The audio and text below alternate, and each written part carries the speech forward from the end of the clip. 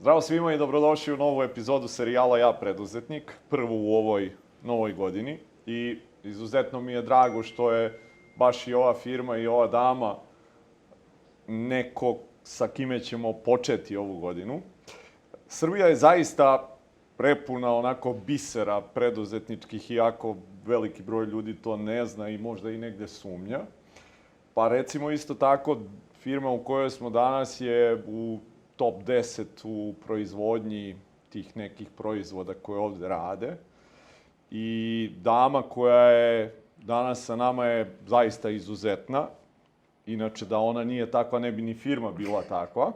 Pa je meni jako veliko zadovoljstvo da vam predstavim Sanju Jakovljević. Sanja, dobrodošla u serijal. Hvala. I hvala ti na dobrodošlici ovde u firmi. Pa da ne bih ja predstavljao firmu, mislim da si ti mnogo merodavnija da to uradiš, da predstaviš i sebe i firmu i šta je to što vi radite. Dobro, a sad ja bih želela da ponovim sve ono što smo pričali u ovom neformalnom delu razgovora, pošto to je zaista ono iskreno što ja mislim. Hvala tebi puno što si me izabrao da uopšte budem tvoj gost i što si se odlučio da kreneš ovim putem i da predstaviš sve nas preduzetnike, biznismene, ajde da kažemo, jer prosto, kao što smo i pričali, ne znam, i sportisti i umetnici, svi dobijaju neke nagrade, budu negde viđeni za svoj rad, jel tako? A mi biznismeni uvek ostanemo u nekom prikrajku svega toga. Evo, ovo je jedinstvena prilika da se da kažemo i mi nešto, kako to izgleda kod nas, šta smo mi to uradili, pa i da se pohvalimo prosto. Naravno. Pogotovo kad ima tako čime kao što ti i tvoja kompanija imate.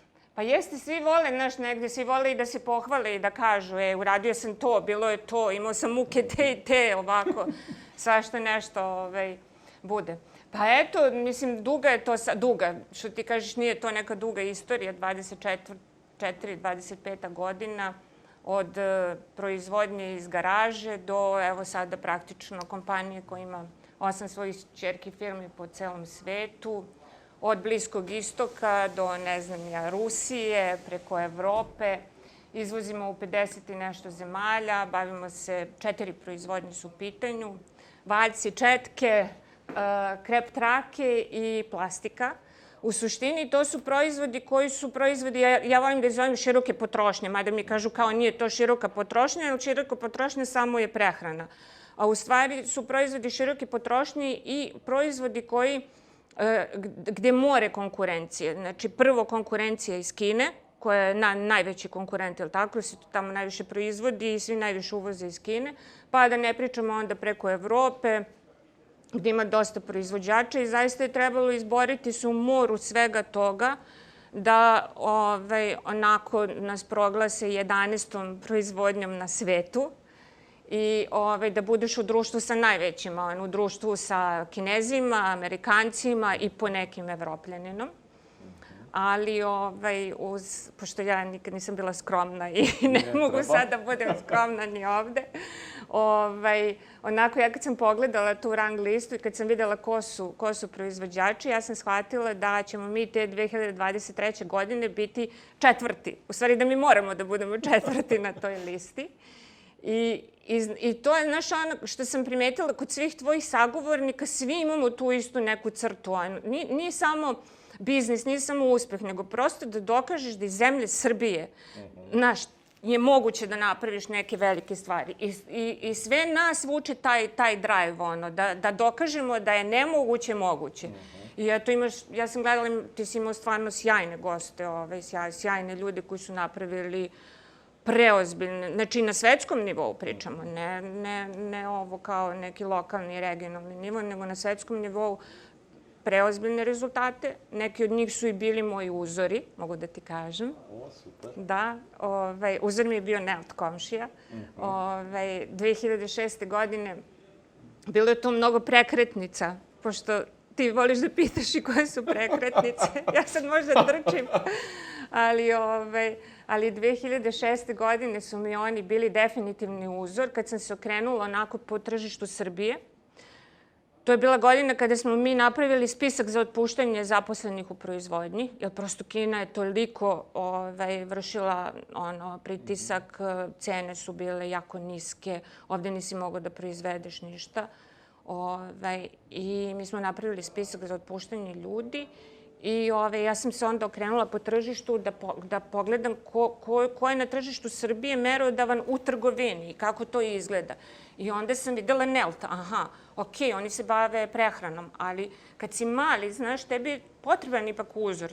Kao malom detetu, treba ti neki tata koji će da kaže, sine, idi levo ili desno ili vidi ovo ovako. I to je ono što si ti pričao, što ti kažeš, mi nismo imali od koga da naučimo. Ja jesam završila ekonomski fakultet i kao to je moja oblast, ali opet biznis je sasvim nešto drugo od fakulteta. I oni su mi bili u tom trenutku uzor, iako su mi svi govorili da je to nemoguće, da taj model koji je primenljiv za prehranu ne može da bude u ovoj branši. Ali ja sam bila ne, samo to, tako će da se radi i nikako drugačije. I onda smo mi taj model, znači PG-a u stvari, njima je Procter & Gamble bio kapa, jel tako, krov koji je donosio celokupno to znanje o trgovini i tako dalje. A ja sam samo kopirala. Znači, ja sam bukvalno, nismo imali tada para da platimo sad, ne znam, nija konsultante i tako tu priču, ali sam ja svim silama se trudila da saznam kako Nelt radi, šta Nelt radi, kako oni naplaćuju, kako oni obilaze te kupce. Ili sam, što si ti pričao, tvoj biznis, ti prodaš robu, oni ti ne plate i onda gde si u celoj toj priči. I eto, tako da su to zaista bili onako, puno toga možeš da saznaš i da dobiješ informacija upravo od ljudi koji su u biznisu, koje ti sada okupljaš. I bez obzira što smo mi u različitim biznisima, to je ta neka logika koja nas nosi, vodi, gde svako ima u nekoj situaciji neki savjet. Okej.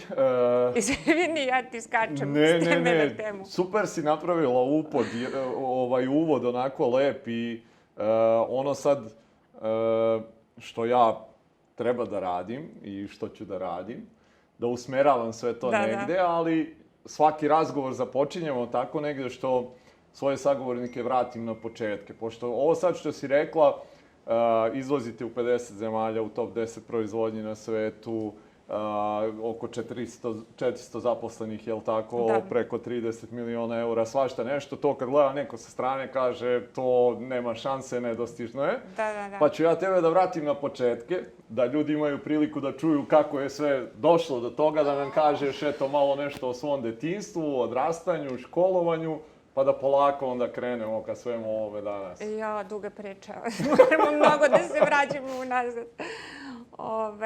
Pa ne, ja mislim to se rodiš tako, znaš, sa nekim darom. U stvari, ima ona priča o darovima, pa ti si dobio 5 talenata, onaj 4, onaj 3, onaj 1 i tako. I ja zaista mislim da se ljudi rađaju sa različitim darovima. I jeste da ja potičem iz jedne porodice. Moj deda je potvarao u bivšoj Jugoslaviji, znači posle Drugog svjetskog rata, moj deda je otvorio pa većinu fabrika koja je tada postojala. Znači i Ruma guma, i Tigar Piro, Tobodin Cetin, po bivšoj Jugoslaviji. Bio je jedan od retko školovanih ljudi pre rata, pre Drugog svjetskog rata. Znači ta neka naša loza, jel da, nije to baš sad da sam ja samo krenula. Onda otac mi je bio direktor u Rekordu, majka mi je bila isto na rukovodećoj poziciji i onda je to bilo kroz detinjstvo. Oni jesu radili u državnim firmama, ali su imali, pogotovo majka mi imala taj preduzetnički duh, onako, ona se borila za Rekord kao za svoju kompaniju. Znaš, i to je ono kroz odrastanje, kad gledaš, ja sam u osnovnoj školi znala da ću ja da budem direktor. Nema, to se znalo. I svi su znali. Ja direktor, ništa drugo.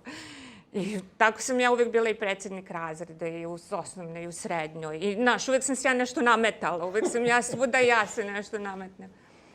I onda kad sam završila fakultet, završila sam ekonomski, naravno. Ne, htjela sam da budem direktor hotela i to hotela Ritz u Parizu. Znači, ja sam znala i ko hotela i gde sve šta hoću, ali ono 89, 88, 89, još nije krenuo rat, znaš, nego pred ono ratno stanje. I sad onaj fakultet za turizam je postojao samo u Dubrovniku. I idem ja u Dubrovnik. Međutim, moj tata meni kaže u tom trenutku, nemoj sine da ideš u Dubrovnik, pa ipak ti si Crnogorka, pa znaš, neka priča kao, a meni je otac iz Herceg Novog, a sad tu je blizu Dubrovnik. I sva sreća, ja ne odem u Dubrovnik. I on kaže, evo imaš ovdje ekonomiju, pa na ekonomiji imaš smer turizam. I ja da upišem ekonomiju i smer turizam. Ali uvek sam bila štreber, ono, kao da učim, da, znaš, da budem najbolja i to. I tako završim ekonomiju. Završim smer turizam, istoriju umetnosti, ja mislim, znala sam sve slikare, slike, crkve, sve živo sam znala, sve sam to zaboravljala. I kad sam završila, ja nisam mogla se zaposlim. Niko nije to da me zaposli. I ja sam već počela da mislim da je neki problem sa mnom, razumeš? Ja odem na konkurs, sve kao ok, ne prođem. Jedan konkurs, drugi konkurs, ne prođem. I sad jesu moji roditelji bili na pozicijama, znaš, ali ja kao nisam htjela nikada nešto njih tražim i to. I onda sam krenula da u to vreme trgovina šećerom, naš crno tržište, ja tako sve ja trgovala, ja se upoznam s ovima, s onima. I na kraju vidim, mislim, moram negde da se zaposlim. I dođem kod tati i kažem, tata, hajde juri vezu. I on nađe vezu i zaposlim se u Centrokopu. Ali mnogo interesantna priča. Ja letos sretnem tadašnji direktor Centrokopa. Centrokop je bio, znači bio je Genex, Rudnap i Centrokop. 3 najveće uvozne i izvozne kuće u bivšoj Jugoslaviji. I oni su primali pripravnike i naravno preko veze pozovu oni nas. I sad board direktora, možda zamisliš, mi klinci, znači tek završili fakultet i sad sedi generalni, sedi 5-6 finansijski, komercijalni, oni. Ti se treseš na onom razgovoru. Ne znaš ni šta te pitaju, ni šta da pričaš. I kaže on, pitaju oni mene, pa dobro, čime se ti baviš? A ja onako kažem, pa valjam neki šećer. I oni svi popadali, kaže, ovakva nam treba, daj ovu. I ajde se tu zaposlim. I sad taj generalni direktor, on je sad vlasnik jedne velike farmaceutske kompanije, Sreten Nikolić. On je inače bio jedan od naših najboljih menadžera, najuspešnijih, stvarno sjajan čovjek. Sretnem ga slučajno u avionu sad letos, sedimo jedno pored drugog. I to ne u biznis klasi, nego u normalnoj. I sad ja vidim čovjek pored mene, obično ne započinjem razgovore, nego onako. I ja kao, vidim sad naš stariji čovjek, ima iPhone, nešto on vrti i ja kao, a u što je bila gužva do sada, znaš, i krenem priču. I on čovjek prvo me gleda kao šta ova počinje priču sa mnom, međutim uđe on u priču. I shvatimo da je on Sreten Nikolić, moj bivši generalni direktor, i on se seti i mene i tako interesantno priča. I kaže, dođi, kao, ajde da vidimo šta ti radiš sada, šta on radi sada. I tako se ja zaposlim u Centrokopu, godinu dana sam radila tamo i radila sam u deviznom knjigovodstvu. 40 banaka, ne možeš da zamisliš. Znači, sve različiti devizni izvodi, ja pojma nemam o čemu se radi. Ne mogu da pohvatam. I na kraju bila neka, sećam se preko puta mene, Dragana, ja sve, toliko sam bila i nezainteresovana uopšte, da saznam o čemu se tu radi. I ja sve nju gnjavila, Dragana kako ovo, Dragana kako ovo. Na kraju Dragani pukao film, kaže, ajde ti više ostavi Draganu na miru. I ja onda pokupim te izvodi od banke do banke, sednem i počnem, ajde kako vi ovo, kako vi ono. I ja tako u stvari naučim taj bankarski deo poslovanja. A moj brat je živeo tada na Kipru, pošto je on početkom 90-ih otišao na Kipar. I on je čovek koji će da napravi, ne znam, šta god. Znači, šta god da smisliš, on će da napravi. I on je tamo bio stvarno izuzetno cenjen čovek i, na primjer, Gemax u to vreme. Gemax stavi na avion njihove mašine, pošalje za Larnaku da moj brat popravi i vrati mašine, razumeš, baš je ono. I posle godinu dana u Centrokopu rada, on kaže, ja ću da se vratim kući, kao, ajde, hoćemo krenemo privatan biznis. I ja kao, šta me pita, šta je to privatan biznis, ništa. Ja kažem, hoću, kao, idemo mi u privatan biznis. Ako je direktorska funkcija, Ma samo da, eto te. da. Vidim, ja nema u centru kako da budem direktor. I on kaže, da, i onda svi, ne, vi ne znate šta je privatan biznis, pa to je robija, pa to traži slugu, pa i mi kao, ma daj, šta pričaju oni, pustite vi nas na miru. I tako moj brat se vrati sa Kipra, ali sve što je stekao njemu uzmu na carini, bukvalno. Znači, bukvalno, sve do dinara mu uzmu. I mi krenemo naš biznis. Da, i sedimo mi ovako u dnevnoj sobi i on kaže, znaš šta? Ima, kaže, jedan biznis super, to su plastične cevi za vodu, to ti je budućnost. Sad on meni objašnjava, on je tehničko lice, a ja veze s tehnikom nema. I kaže, ima sad, pošto je umeđu vremenu njegov kum je Kipranin. Umeđu vremenu moj brat se oženio tamo i kumovo mu je Kipranin, kod koga je moj brat i radio. Oni imaju dan danas ogromnu rovnu kuću, bave se upravo tim boje, lakovi, fasade, sve živo. I kaže, i Polis mi je predložio da me vodi kod nekog svog prijatelja koji ima fabriku četki i valjaka u Nikoziji. A tada je Evropska unija odredi gde treba da se, gde je strateški bitno koja fabrika da se sazida. Znaš, nije ko kod nas, ja ću sad proizvodim ovo, ovo ću proizvodi ono. I tako su oni odredili da je Kipar pozicija gde treba napraviti fabriku četki i valjaka i kao on će da da on će da nam pomogne, on će da da svoju robu, mi da distribuiramo za Srbiju. I onako sedim, razmišljam i rekao, pričam i nekim cevima, plastičnim, vodovod, uopšte ne znam šta mi priča čovek. A ovo četka valjaka, kao, dobro, kao to mi je barem poznato, znam šta je četka. Ja kažem, ajmo mi da se bavimo ovim četkama i valjcima, rekao, mani ove cevi, a ovo ti je sad Peštan što se bavi, možda je bio i bolji biznis.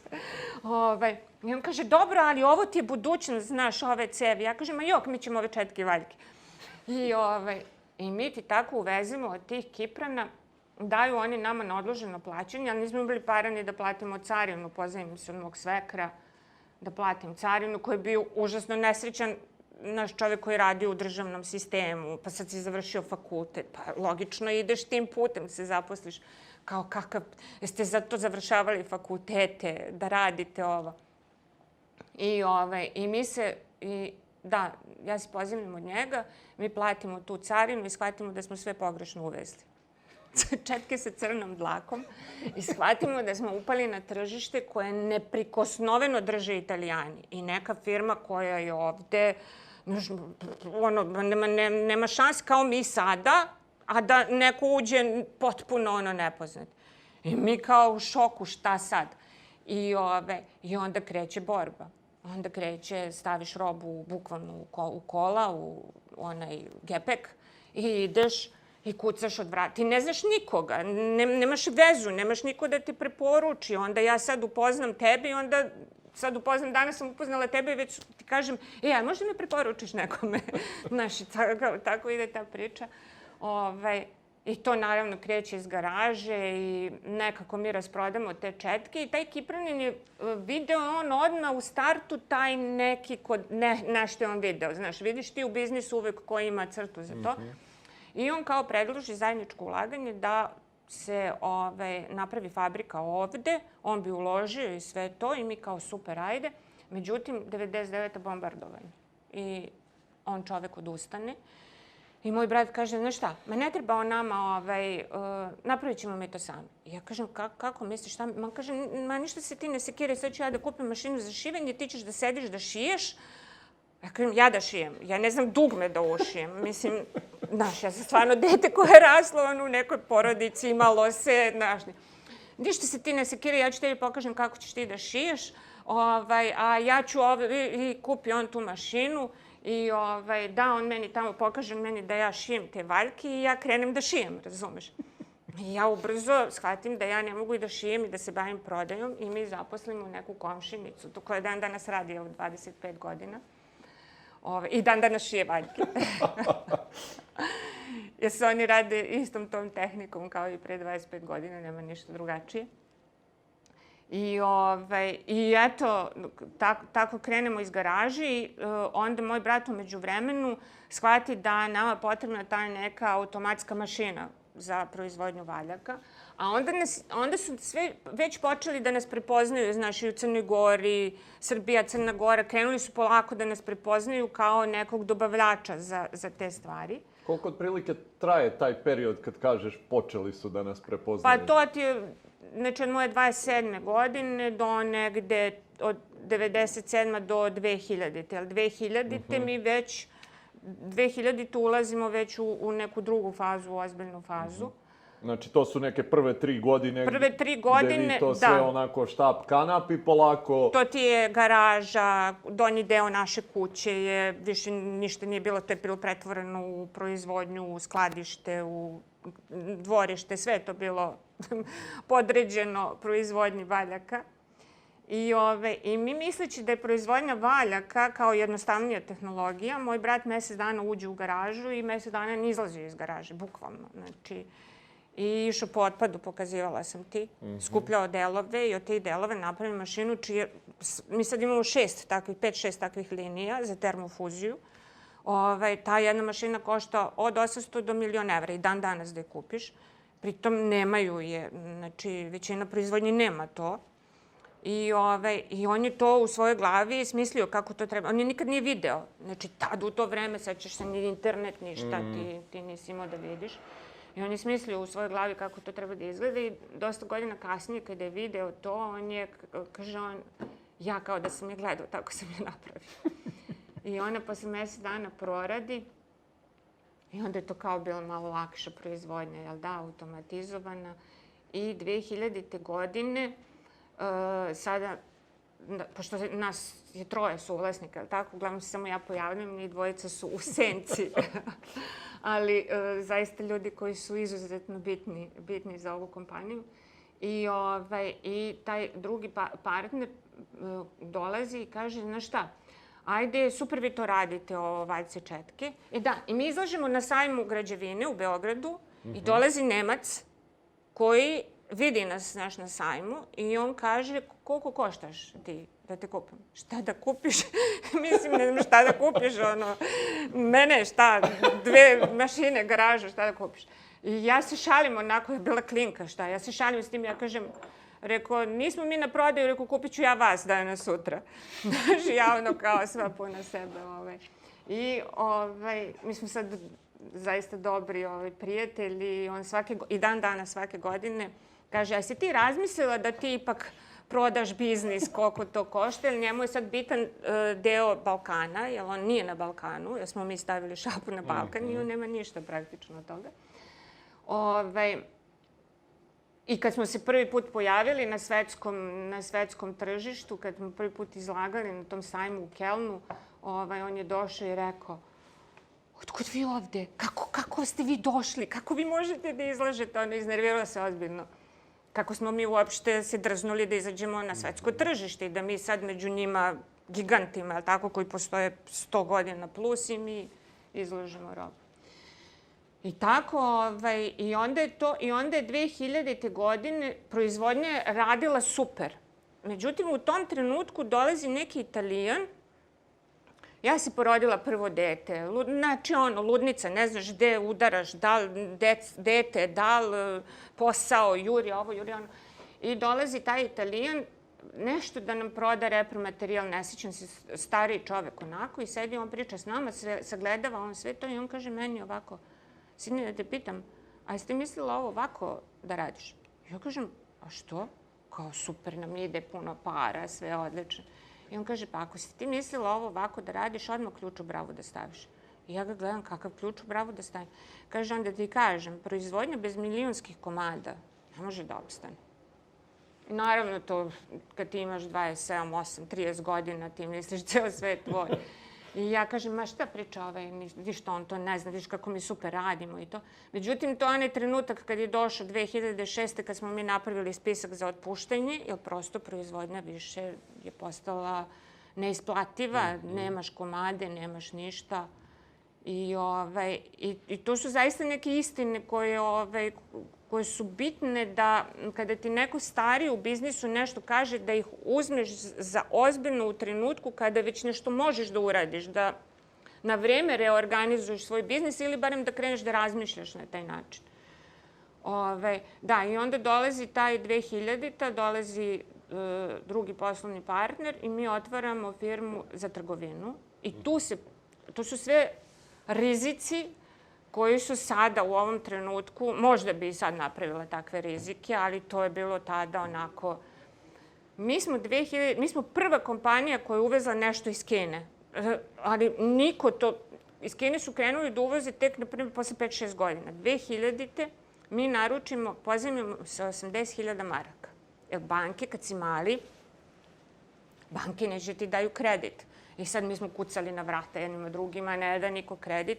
I mi se na kraju pozajmimo 80.000 maraka u to vreme.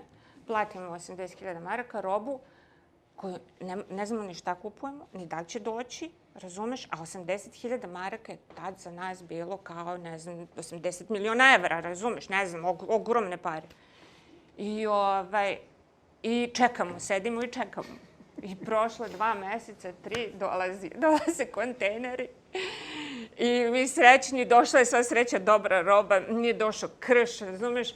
I ta kompanija, ispostavilo se da je ta kompanija sa kojom smo mi krenuli tada 2000-te, u stvari Genex, kineski Genex. Znači, oni su u Kini bili ono što je nekada kod nas bio Genex, najveća uvozna i izvozna kuća, što mi to tada naravno nismo mogli da znamo, ali eto, imali smo...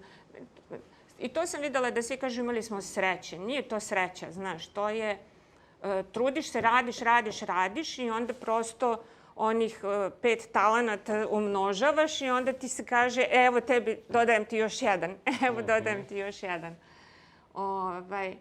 I bilo je takvih onako... Odakle ideja uopšte za Kinu tad? Pa, bio je sajam građevine, a poslovni partner drugi, koji danas, tako, mi smo suvlasnici, on je imao izuzetan taj preduzetnički duh i to je bila negde njegova ideja, ali tada se pojavio taj Kinez, došao na sajam građevine i mi smo čoveka upoznali, ali bukvalno, znaš, danas smo se upoznali, sklopili deal, poručili robu i kao to je to. Ne znamo ni da li on ozbiljan, nije ozbiljan, šta je. Uglavnom, ta roba je došla i onda kreće tako naš taj, selimo se, onda kreće taj naš razvoj, ta muka. Kad je došlo do toga da, eto, spomenula si tu komšinicu koja je šila, jel tako? I kad je se pojavila ta potreba da dođu još neki ljudi tu? Pa vrlo brzo. Tu se ozbiljan broj ljudi zaposlio, znaš, u toj našoj kao mini proizvodnji koja je onda ta kuća u kojoj smo radili, naša porodična kuća, jel tako, sad to više nije mogla da primi. I mi kupimo neki plac preko puta tamo na nekom brdu, kupimo neki plac, ali nismo imali para ni tu nešto da podignemo, pa podignemo samo pod prvu ploču. Onako, sve ti je to, znaš, nemaš para, nije to kao danas, nude ti banke kredite, sve, nije to tako bilo. Nema ko ni da ti da znanje, ni novac, ništa. I podignemo pod prvu ploču. Samo jednu, kao da tu ispod da nam bude proizvodnja i sećam se ono ploča ovako i oni metalni šipovi ovire. I ja idem po onoj ploči i kažem, ovdje ćete, pazi ploča, nema zidom, nema ništa. Znači, ide moj brat za mnom, a ja kažem, ovdje ćete da mi izvučete kablove, ovdje će mi sedi nabavka, ovdje će mi sedi izvoz, a on ide za mnom i kaže, šta radiš, to je si normalno, znači nemoj ovi ljudi te slušaju, mislim, reći će da nisi normalno. Ja kažem, čuti, pusti me bre, tu će da sedi, čuš što ti kažem, tu će sedi. Kaže, koja nabavka, ti i ja, kaže, koja nabavka.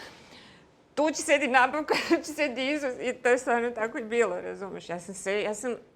Ja sam imala takav, znači takav vizije, takav elan, to je nešto neverovatno.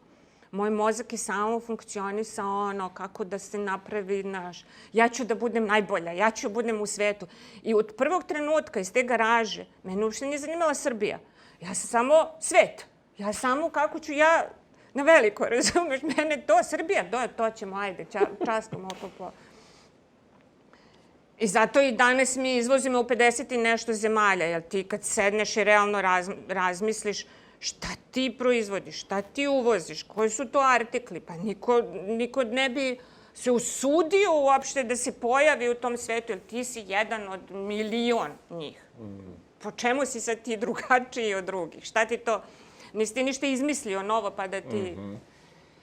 I Kako je izgledalo sad ti ljudi kad su došli, neki zaposleni, kako izgleda tvoja borba pod znacima navoda sa upravljanjem tim zaposlenima i to, a nemaš neko iskustvo prethodnog vođenja ljudi? Dok je bila mala firma, to je bilo super, zato što smo mi bilo je malo nas, znaš, i onda taj moja energija, elan i to, oni su to prosto nekako usvajali i onda su i oni dobijali tu viziju kao da, mi idemo, znaš, kao da ideš u neki rat, u nešto osvajanje, osvajaš neki, bukvalno, ali veruj mi, dan danas, evo sad ti da pričaš, evo vidiš, pričaš si malo pa sa dizajnom i to, oni imaju i taj drive, kao mi smo, znaš, i sada pričaš sa ljudima koji su proizvodni, sad dosta ima koji su odavde, Dobanovci i tako, a dosta ima i tih ljudi koji su iz Resnika, koji su 20 plus godina. Oni žive to je njihov proizvod, to je najbolje na svetu, to je prošlo kroz njihovu ruku. Oni su to nema veze sa mnom, razumiješ to? Ja ti kažem, ti realno kad razmišljaš šta Četka Valjak, mislim, čemu pričamo mi? Pričamo mi o IT tehnologiji ili ne znam ni ja čemu. Ali to je ta vizija, taj elan koji te nosi, energija koja te nosi da napraviš nešto više i da zaista to bude onako, da ostaviš neki trag, eto. Šta su neke stvari koje si ti tad morala da menjaš kod sebe? Ja sam što se toga, ako me pitaš što se tiče menadžerisanja, ja sam najgori menadžer koji postoji. Znači, to nema gore. To nemoj da me pitaš. I sam si rekao, znači, vlasnik kapitala i menadžer, to su dve različite stvari.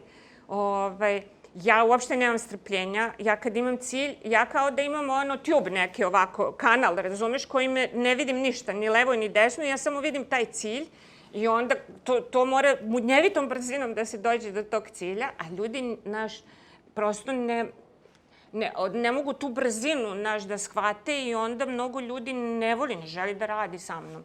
A ja nekako nikad nešto nisam želela da se menjam, jer onda bi to usporilo taj neki moj razvoj, tu viziju i sve to.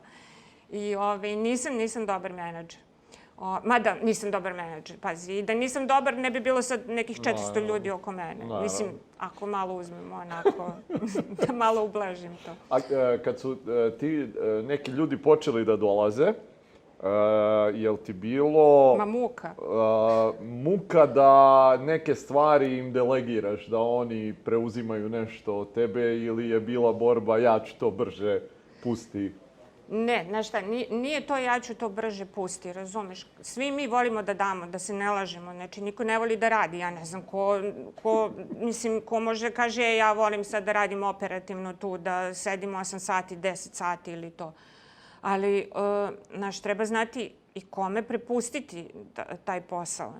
I dan danas je jako teško naći ozbiljne menadžere, zaista ozbiljne menadžere, da se ne lažemo. Ja ne pričam o zemlji Srbiji, ja pričam na svetskom nivou. Ja sam se stvarno susrela, ja sam promenila 6 direktora u Mađarskoj. Znači, to je katastrofa. Evo, ja ti pričam o Mađarskoj, 6 direktora. Posljednjeg direktora smo platili tu neku agenciju koja je, ne znam, wow, high-tech i sve to. Ne pitaj koliko para.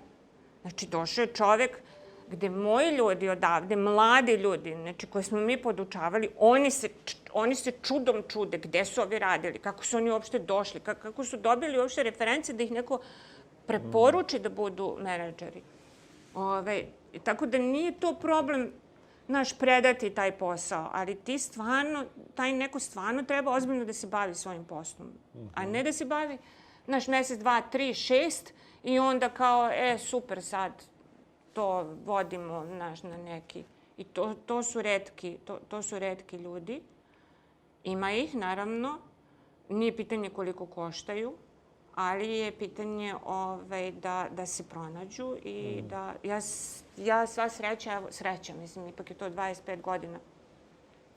I to vreme o kome ti pričaš tada, pre 20 godina, ko će da dođe u malu kompaniju, znaš? Neki školovani ljudi, mladi ljudi, pa svi su trčali da rade u Delti, u Neltu. To su bile, naš, kompanije gde si ti sticao i znanje i konekcije i da danas sutra budeš na nekoj poziciji. Tako smo mi bili stvarno onako mučenje jedno. Niko neće dođe kod tebe ko je obrazovan, školovan, ko ima nekog iskustva, znanja. Jel tu u tom zapošljavanju bilo da si mogla da biraš ili je bilo samo daj koga god? Da, ne. Prvi direktor koga sam dobila, direktor prodaje, preko agencije tada jedne, platimo isto agenciju, eto, ajde da skupili, već smo nešto zaradili pare, jel da, i sad ajde da mi ne biramo, nego agencija, zaposlimo direktora prodaje i dođe momak, moje godište, i krene da priča sve ono što ja želim da čujem, razumeš? Ali ja trepćem ovako i kažem, gde si bio svih ovih godina? To je, na primjer, 2005. godina. I zaposlimo mi njega, fenomenalan, naš, fenomenalan, harizma, sve znanje, sve super, super, super. I zaposlimo mi njega i on radio kod nas godinu dana i finansijska direktorka kaže meni, slušaj, ne znam da li sad ovo priča baš za ovo, ali sjeći ćeš ako nije. Kaže ona, slušaj, kaže, on je kockar. Ja kažem, molim? Kaže, on je kockar, samo da ti kažem, i kaže, gledaj ti da se mi njega oslobodimo što pre. I ja sad, znaš, ne želiš da čuješ. Našao si tamo neko ko će da radi taj posao, ne moraš ti da trčiš i juriš i to. I ja kažem, ma ne, ma ti si bezobrazna, ma ti si... Ona kaže, ja ti kažem, Sanja, čovek je kockar, i sad ona kreće da mi a Užičanka znači direktorka, ozbiljno, ne dan danas finansijski direktor. I ja sednem i stvarno složim kocke. Desi se da tadašnji naš programer, ja ga pozovem i on kaže, ne, on mene pozove, baš se složi sve u isto vreme i kaže, samo da ti kažem, on je radio u toj i toj kompaniji, u ozbiljnoj kompaniji, proneverio novac, rekli su da vodiš računa. Znači, a ja sam preko agencije došla do njega. I ja šta ću, pozovem ja njega i sad naivno onako kažem, vidi, takva i takva stvar, i on kao, ma nije, ja sam, znaš ovo, ja sam ono, nemoj, molim te, nemoj. I sad ovi suvlasnik, drugi, Aleksandar, on meni kaže, završavaj u 15 minuta. Znači, završavaj, ako si krenula tu priču, završavaj. I ja ne završim u 15 minuta, prenoći, on ukrade celu bazu podataka, ode proda Hrvatima. Hrvati, sve mi ljude pokupi, bukvalno. Ja dolazim 2006. godina, nova godina, dolazim, nema više nikoga. Razumeš, u firmi. On ih sve pokupio, oni u mesec dana otvore ovde magacin i postanu mi najveći konkurent. I tako da to stvarno treba biti tu ozbiljan. Nije problem da se preda posao. Ja mislim da nikome od tih vlasnika nije problem. Samo je ljudima problem da prosto steknu poverenje da će taj neko, ne mora on da radi kao, nikad neće ni raditi, znaš, potpuno su druge dimenzije, ali da stekne poverenje da to što radi, da će raditi kako treba i da mogu da se opustim i da kažem, ok, neka i neke stvari, nije bitno, znaš, prođu i ovako i onako, ali nemoj da prolaze krupne stvari, nemoj da, ipak si ti sad tu domaćin, ja sam te stavila, tako da ti brineš o tome. Znači, niko ne beži od toga, ali teško je naći takve ljude i to je sreća. Kad si već došao u situaciju da možda, eto, možeš i da biraš neke ljude sa kojima bi radila, a da to nije išlo preko agencije, tako, šta ti je bilo važno da vidiš u njima? Pa ne znam, vidiš taj neki. Ja nemam recept da ti dam. Znaš, kad sedneš nekim, počneš da... Ma i pređeš se tu. Tu svašta ima. Znači, prosto ta neka energija, ta neka priča, da li je to ili nije. Skačem s teme na temu, ali eto, toliko bi toga trebala da ti kažem. Na primjer, primetila sam da sad, pošto obično kad se drže ti konkursi, znaš, drže se 1 na 1, pa ne znam. I sad sam ja uvela neku novu tehniku za konkurse, pogotovo za komercijalu. I rekla sam mom HR odeljenju, ajde probajte pošto nešto kad su bili svi, COVID je bio i bukvalno nije nikoga bilo. I na kraju je bilo, ajde ja ću da držim konkurs, sad vraćam se 100 godina unazad za komercijalu. I sad, pošto nemam vremena da se bavim time, ja ih okupim sve jer kažem, pozovi ih sve odjednom da ja to završim u sat vremena, znaš. I sad rekao, kako ću sad njih 10 da završim u sat vremena? I ja rekao, dobro, sad ću ja komercijale, znači moraju da budu sposobni, da se snađu u trenutku i ništa, sednem ja i kažem, momci, ajde lepo ovako, svako sad neka ispriča neku priču iz svog života, biznisa, šta je što bi ostavilo utisak, jel tako? I krenu ljudi da pričaju. I ti iz te priče, razumeš, vidiš, prosto počinju da se otvaraju, vidiš koji je kakvog karaktera, onda malo pričaju, znači, i kad je tu grupa, i ja kažem, ok, onda će svako da ispriča ti kako si ti doživeo ovoga, šta je dobro, šta je loše, znaš. I to je taj neki moment kada pričaš sa ljudima i kada osjetiš to prosto nešto dalje. Naravno, postoji reference, završio je, radio je to i to, ali ništa to ne mora da znači da će neko biti uspešan u poslu. Život je to. Svi smo mi ljudi, znaš, sa svojim dobrim, lošim osobinama. Teško je, jako je teško. A ljudi zaista jesu ključ svake firme. Znači, nije to krilatica je kao... Nego to je to. Ako ti nemaš ljude, ti možeš... I što kaže Sloba, baš bivši direktor Neoplante, on je onako isto jedan od ljudi koji treba čuti, što on kaže, i najbolja ideja će da propadne ako je loša egzekucija. Znači, bolje da imaš i najbolju egzekuciju, a lošu ideju pa ćeš... A sve je to do ljudi. Šta je neka, ako bi sad to delila na faze, odskočna daska možda koja se desila da ste iz tog nekog, početnog malo... Dobro. Rusija se desila, da.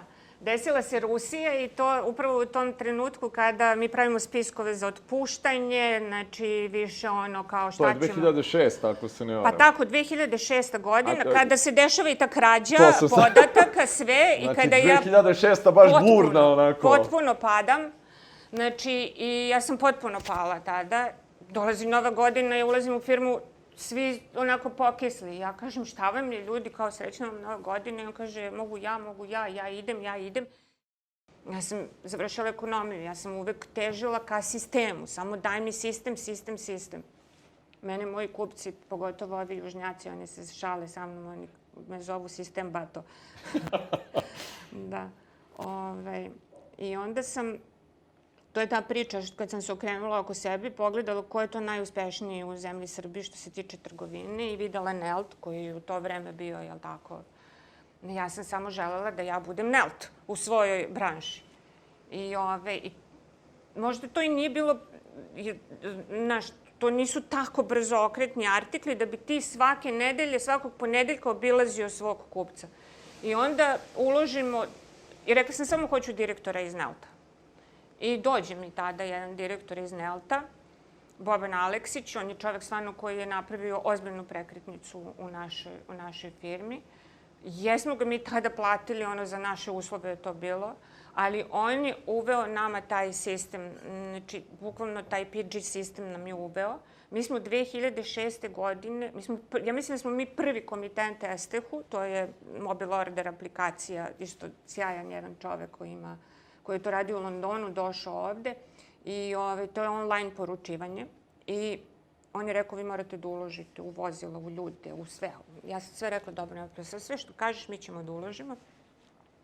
I krećemo sa tom sa tabletima 2006. godine. Mi smo prvi imali onaj pager, znaš. Ja sam odrasla u porodici, stvarno u porodici koja je predratna, beogradska, i moja majka i tako puno su se družili sa Jevrejima. Dosta je bilo Jevreja, prijatelja i tih predratnih i tako, i kojima su oduzeta im imovina nakon Drugog svetskog rata. Ali i oni, pored toga što nisu imali, I posljednji dinar se ulagao u ono što je izašlo posljednje, najsavremenija tehnika i tehnologija, se ulagalo u to. Ja sam to od malih nogu slušala. Znaš, da je to bitno. Da ako je sad izašao televizor, ne znam ni ja koje marke, ili mobilni telefon, ili to, da se te pare ulažu u to. I to je negde meni ostalo tako urezano i tako sam se u biznisu uvek rukovodila. Šta je to najsavremenije što postoji? Ajmo da i dan danas. Mi smo sad uložili u taj program neki za proizvodnju koji realno gledano mi još nismo dorasli tome. A mi investiramo ozbiljna sredstva koji će da vodi planiranje, znači sistem koji povezuje 1000 informacija, je li tako, i zamenjuje mnogo ljudi, zamenjuje mnogo manualnog rada. To je to. Znači, investiraš u nešto što je najbolje, najsavremenije, iako nisi dorastao tome. I tada smo investirali u to i krenuli sa tim tabletima. I naravno kupci su bili šokirani. Mislim, a izađi, što ti meni svaki ponedeljak dolazi? Pa zvaću te ja kad mi treba, znaš. I uveli smo u 24 sata isporuku robe i tako dalje. I, međutim, i pored svega toga, nema količina, nema. Znaš, jer mi smo imali tada Bosnu i Srbiju, ja mislim, samo 2 firme. I došao onaj trenutak što sam ti pričala kad Italijan meni rekao proizvodnja bez milionskih komada ne može da opstane. Međutim, u to vreme moj prijatelj koji drži Mac Trade kompaniju, isto za elektriku, on se bavi time i on je čovek koji je tako pun konekcija. Ja nikad nisam bila neko ko se mnogo družio, ko ima mnogo konekcija. Znači, a vidiš, biznis može i tako se napraviti. Znači, nije... Ja sam sve ono suprotno što on je dao u stvari moj kontakt nekim ljudima iz Rusije. I kreću da me zovu naši ljudi iz Rusije da mi napravimo biznis. I sad, meni prva asocijacija, naši ljudi, ono kao to je nešto, katastrofa, odmah oni će nas da prevare. I ja neću pričam s njima. I čovek uporan i zove, pa znate, mi smo osnovali firmu u Rusiji da povezujemo srpsko-ruska preduzeća. Ma kakvi, ma ne zanimaš me uopšte. I nekako on uspe da me ubedi. I ja sednem da pričam s njima i on kaže, pa dobro, ajde, vi nama ne verujete, ali znaš. I šalju oni ugovor. Ja neću ugovor ni da pročitam. Ja dam mom advokatu, naravno advokati, znaš, čitaju 1001 začkuljicu. Još kao nema garancije plaćanja. Ma kakvima, ne dolazi u obzir. Jer to je bio stvarno rizik, dati robu. Znaš, ja treba da ogromnu količinu repromaterijala kupim, da to sve proizvedem, dam Rusima, nema garancije plaćanja. I mi te prve godine napravimo cirka nekih 1.000.000 evra izvoza za Rusiju. I to je nama bila injekcija. Znaš, to je nas održalo da održimo proizvodnju i odatle kreće. Danas, sada mi imamo već i našu firmu u Rusiji i taj jedan Neša koji radi u Rusiji, koji je naš predstavnik tamo, on je čovjek koji je napravio preozbiljne konekcije sa preozbiljnim kompanijama. Mi, na primjer, snabdevamo Petrović, to je posle Leroy Merlina druga kompanija na ruskom tržištu. Što da ti kažem, njihov dnevni promet je 7 miliona evra sada. Dnevni. Znači, oni su čudovište. Oni nama kažu, kaže, mi za 20 minuta utovare šleper. Ko nije radio sa Rusima, on ne zna šta su Rusi. Rusi su, oni 24/7 rade, znači to je nešto... I kad oni nas stavljaju kao referencu i kažu, sad, na primjer, oni radi sa Italijanima, sa ovima, sa onima, oni im kasne, ovim. I oni kažu, kako vi ne možete, a Beorol može? Ugledajte se na Beorol. A to je sve ta organizacija, sistem koji smo mi, gde sam ja, meni je jako bilo važno, proces i sistem. Samo to mi je bilo važno i dan danas. Odakle ti ta uopšte spoznaja da je to važno? Pa, znaš kako, prvo studirala sam ekonomiju. Mislim, drugo, otac mi je bio direktor. U to vreme, bivše Jugoslavije, mi smo imali sistem. Te kod da se okreneš, sistem je postoji. To preozbiljan sistem, je li tako? I onda, znaš, kad kreneš da se mučiš sa tu firmu, ti nešto, prosto okrećeš se oko sebe, gledaš, tražiš i vidiš da budućnost i da ako hoćeš da firma raste, ne može, mora. Samo sistemska rešenja će dati to, da te oslobodi da te prosto rastereti, jer to je fizički nemoguće da ti pokrpeš toliko. Onda sam gledala, uvek sam se okretala oko sebe i gledala najbolje. Kako su ti najbolji? Kako je on uspeo to? Kako može Mišković? Znaš, to vreme ja sam bila klinka, okej. Pa onda gledam, pa kako je on mogao? A kako je ovaj mogao? I onda sam izvlačila iz njihovih iskustava neke stvari i primjenjivala. Neke stvari su bile dobre, neke stvari loše. Nije sve da se primeni. Ali ono, što kažu Amerikanci, 100 puta probaj.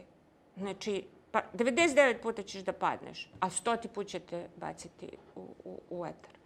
I to sam ja uvek imala ono kao u glavi. Probaj, pa sad valja, pa ne valja. I zaista sam uspjela da napravim sistem koji, mislim, meni ne zazvoni, meni jedino deca zovu, telefon mi ne zvoni, ništa mi, znaš, izuzev, ako ja hoću baš da uđem u neki deo firme, pa da pogledam šta se tu radi, procesno, ovako, onako, da to... I moraš da imaš... Nekim ljudima, znaš šta je čudno? Mnogo kupaca, dok sam vodila izvoz, sad dolaze iz celog sveta, mislim, eto i ti znaš. I svi ljudi dolaze s istim problemima i s istim pričama. Da li je on iz Gruzije, da li je on iz Južne Amerike, da li je on, veruj mi, iz Afrike, odakle god. Ja prosto, znaš, gledam ljude i ne verujem da svi pričaju istu priču. I svi iste probleme navode. I sad ja pokušam da im objasnim. Ljudi, naplata je smešna stvar. Ma to kod nas ne može, ma znate.